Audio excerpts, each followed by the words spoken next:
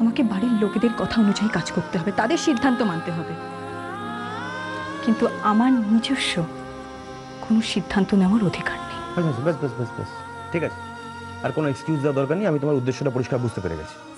তুমি এই বাড়ি থেকে বেরিয়ে যেতে চাও এবং সমাজের কাছে প্রমাণ করতে চাও যে তোমার স্বামী অক্ষম, সে তোমাকে দেখে না, এরকম তো? তো বেরিয়ে গিয়ে তুমি বিয়ে করবে, তোমার সন্তানের নতুন বাবা পাওয়া হবে, তোমারও সংসার করার স্বপ্নটা পূরণ হবে, আর আমাকে তো ছোট করা হবে। গুড, বুঝে গেছি।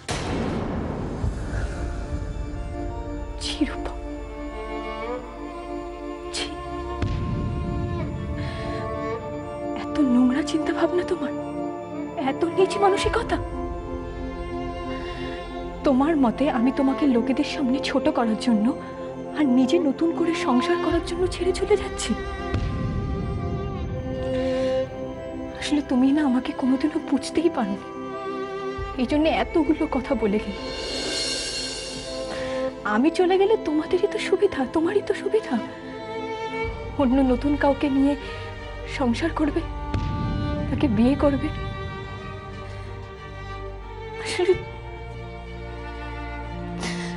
আসলে তুমি আমাকে না কোনোদিনও ভালোবাসতে পারোনি গো, কোনোদিনও না। আচ্ছা শ্রেয়া, তুমি নিজের ইচ্ছে অনিচ্ছেগুলো আমার উপরে কেন চাপাচ্ছ?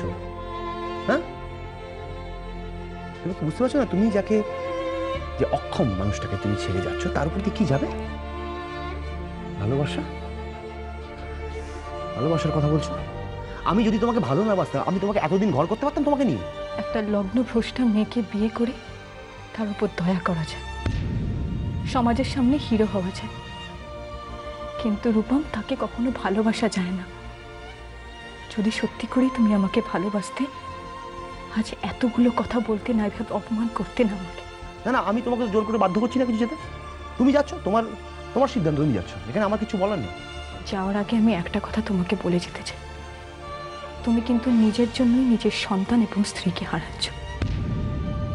নিজেকে একবার প্রশ্ন করে দেখো তো রূপম, তুমি যেটা করছো সেটা ঠিক করছো তো? আমরা নিজেরা নিজেদের দোষ ঢাকার জন্য একজন নিষ্পাপ সন্তানকে কেন কষ্ট দেব? অথচ তার পুরো অধিকার আছে মা বাবা দুজনেরই ভালোবাসা পাওয়া।